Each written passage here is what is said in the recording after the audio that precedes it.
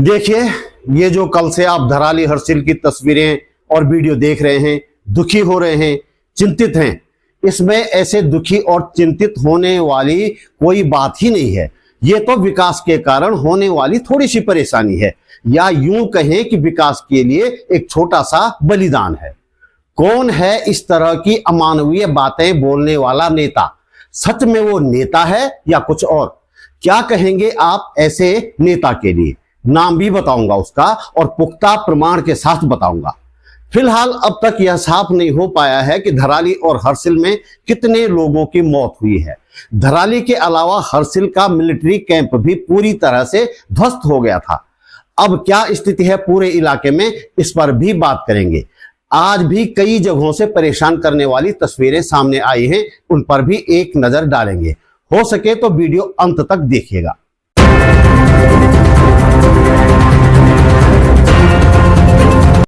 नमस्कार, बात बोलेगी चैनल पर आपका स्वागत। मेरा नाम है त्रिलोचन भट्ट और मैं करता हूं जन सरोकारों की बात।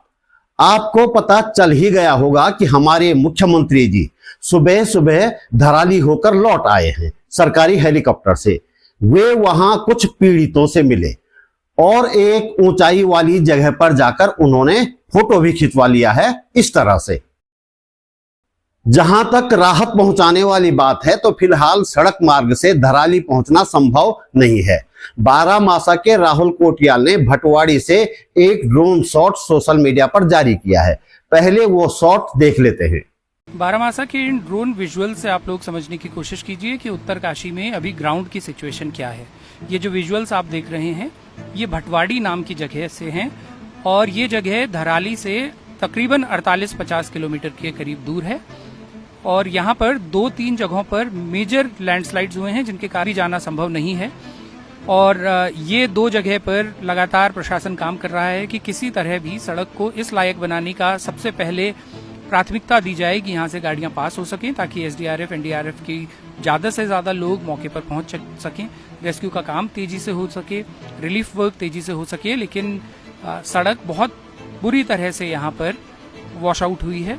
और समझ सकते हैं कि फिलहाल रास्ते पूरी तरह से बंद हैं। ये बात अलग है कि कल हरिद्वार से एम्बुलेंस धराली भेजने की खबर पूरे जोर शोर से प्रसारित की गई। दिल्ली का मीडिया भी ताबड़तोड़ धराली की तरफ बढ़ रहा है। खबर के लिए नहीं, सनसनी के लिए, टीआरपी के लिए। खबर तो वे ऐसी ही दिखाएंगे, बादल फाड़ तबाही टाइप की खबरें।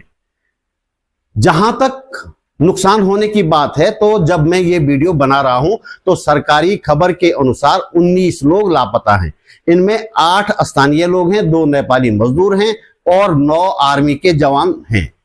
कल जब हमने बाढ़ के वीडियो को जूम करके देखा था तो एक ही जगह पर इस संख्या से कई ज्यादा लोग पानी और मलबे की चपेट में आते नजर आए थे। यानी कि हताहत होने वाले लोगों की संख्या इस सरकारी आंकड़े से कई ज्यादा होने की आशंका है। मैं धराली को ठीक से नहीं जानता, ऐसे में मैंने इस त्रासदी को सैटेलाइट तस्वीरों के जरिए समझने का प्रयास किया। आप भी देखिए। अब यदि हम सैटेलाइट से देखें तो ये है धराली, ये धराली है और ये वो गदेरा है जिसे आज खीर गंगा कह रहे हैं, जिसमें उफान आया है। और हम इस गदेरे में ऊपर की तरफ चलते चले तो ऊपर पहाड़ों की तरफ ये शायद से बागान है या जंगल है, और ऊपर चलते चलेंगे, हम लगातार ऊपर चलते चलेंगे तो यहां हम देखेंगे कि अब हम ग्लेशियर की तरफ जा रहे हैं। ये इधर ऊपर ये ग्लेशियर है और यहां आप देखेंगे कि ये ग्लेशियर के बीच कुछ कुछ ये भी हैं, ये ग्लेशियर लेक टाइप की भी यहां कुछ हमको दिखाई दे रही है। अब इसमें विवाद है कि कुछ लोग कह रहे हैं, कुछ भूवैज्ञानिक कह रहे हैं ये ग्लेशियर लेक फटने से ये घटना हुई है, कुछ कह रहे हैं कि नहीं नहीं ऐसा कुछ नहीं है। अब हम वापस चलते हैं इसी गदेरे से नीचे धराली की तरफ। ये हम नीचे चलते हैं, ये आ गए हम सीधे, ये धराली पे आ गए। और कल का जो वीडियो दिखा आपको, जो वीडियो की शुरुआत होती है वो पानी हम यहां से देखते हैं इस जगह से, और यहां से यहां टकराता है ये पानी और फिर इस तरफ आता है, इस तरफ से, और ये पहला मकान है और इस तरफ चला जाता है। और यहां थोड़ा आगे बढ़ूं मैं, ये गदेरा इधर से इधर चला गया, लेकिन कल वो पानी सीधे यहां से इस तरफ चला गया। अब आप जरा गौर से देखिए, थोड़ा छोटा करता हूं इसको। अब आप जरा गौर से देखिए, प्राकृतिक रूप से आपको नहीं लग रहा है कि इस गदेरे का बहाव, ये जो खीर गंगा है, इसका बहाव, प्राकृतिक बहाव इधर है इस तरफ, और यहां ये भागीरथी है। तो हुआ क्या था कि पीछे कोई बड़ी बाढ़ आई थी इसी गदेरे में, और उस बाढ़ ने क्या किया कि इस वाले इलाके को, ये यहां पूरा मलबा भर गया इस इलाके में, और इस मलबे में अब दुकानें बन गई, होटल बन गए, होम स्टे बन गए, रेस्टोरेंट बन गए, जो कल आपने बहते हुए देखे तिनके की तरह जो बिखर रहे थे इस पानी में। और इस गदेरे में लोगों ने, जब गदेरा इधर चला गया तो यहां मेरे समझ से सुरक्षा वाल भी बनाई है, और जो कल्प केदार मंदिर है वो यहां पे बताया जा रहा है। ये कल्प केदार मंदिर है। तो गदेरे ने कल कुल मिला के अपना प्राकृतिक रास्ता पकड़ लिया। अच्छा, अब यहां थोड़ा सा इसको भागीरथी नदी को देखिए। ये देखिए, यहां से जब भागीरथी आती है, यहां से ये, तो यहां उधर चली जा रही है, इस तरफ खिसक रही है, और यहां आके फिर वापस आ रही है। ये फिर वापस आ गई, यहां से फिर वापस आ गई। यदि कल इस गदेरे से ये तबाह नहीं होता तो भविष्य में कभी न कभी भागीरथी अपना प्रवाह पकड़ सकती है। भागीरथी का वास्तविक प्रवाह ये होना चाहिए, ये इधर से यहां, और यहां से फिर आगे बढ़ के भागीरथी यहां पे मिलती। तो ये कुल मिला के जो ये धराली का क्षेत्र है, ये वाला इलाका कुल मिला के भागीरथी के प्रवाह क्षेत्र में है, और ये वाला और काफी हिस्सा इसका भी ये इस गदेरे के, जिसे खीर गंगा कहा जा रहा है, ये खीर गंगा के प्रवाह क्षेत्र में है। तो इस तरह की तबाही होनी सुनिश्चित थी पहले से, और ये सारा इलाका भी कल जो है ये भी प्रभावित हुआ है, ये वाला पूरा, ये यहां तक, और ये तो पूरा खत्म हुआ है। तो ये धराली ही अकेला नहीं है, उत्तराखंड में ऐसे तमाम जगह हैं, तमाम कस्बे हैं, तमाम गांव हैं जो इस तरह बसे हुए हैं। जबकि ऐसी जगहों पर बसने की इजाजत नहीं दी जानी चाहिए, लेकिन पता नहीं कहां से इजाजत मिलती है, क्यों इस तरफ ध्यान नहीं दिया जाता है। ये देखने वाली बात है और समझने वाली बात है। उत्तराखंड के ज्यादातर हिस्सों में आज दोपहर तक भी बारिश होती रही और शाम को फिर शुरू हो गई है। इस दौरान कुछ और जगहों से भी चिंताजनक तस्वीरें आई हैं। 2 वीडियो फुटेज सोशल मीडिया पर तैर रहे हैं। एक पौड़ी जिले के सैंजी गांव का और दूसरा बुरासी गांव का बताया जा रहा है। अरे भागो भागो, अरे भागो,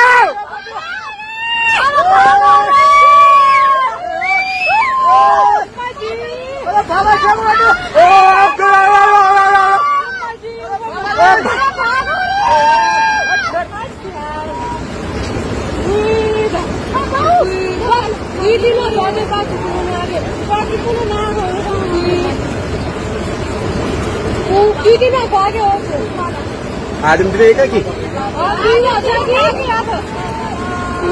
आदमी को